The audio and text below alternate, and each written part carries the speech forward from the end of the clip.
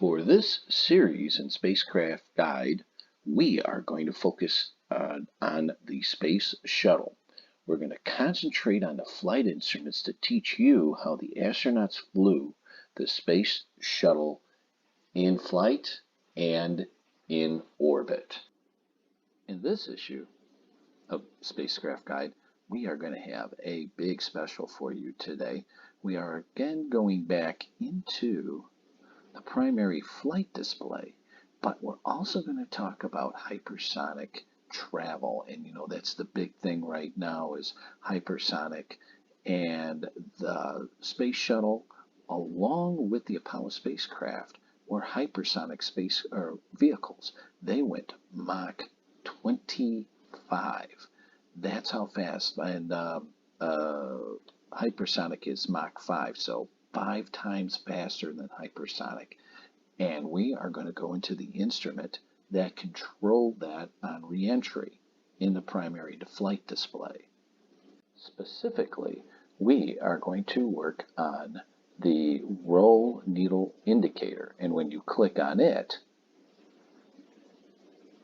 it takes you to the roll error needle. And this is the needle at the top here. And this needle is telling the astronauts which way to roll the spacecraft or turn or bank the stick to one side or the other. And you can see here the magenta colored needle on the ADI that displays the vehicle roll errors.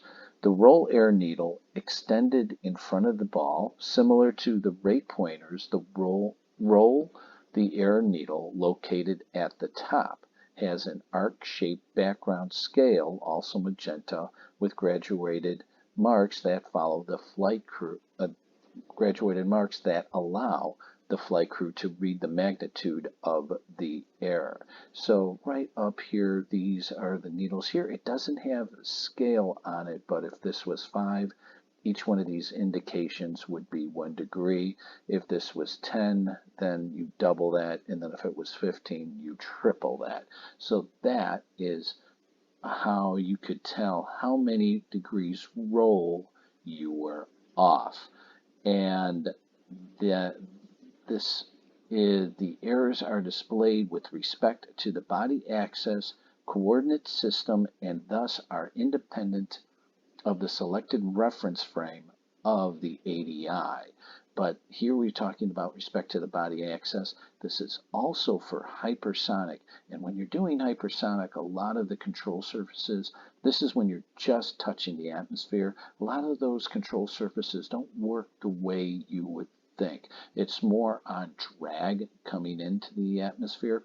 But we're going to show you exactly how that works and why this is important for re-entry. Now, this is the inside of the capsule, and you've got to remember that they actually did fly the capsule when it was doing re-entry. There was a minimum amount of lift, but the pitch thrusters from the reaction control system didn't work, so they had to think of a different way to do it. So if you look here, this is where the space astronauts would sit in a capsule, and all of these here, they're all data restraint diagrams. So this is all the data that they had and other things that they would pack away, like also moon rocks.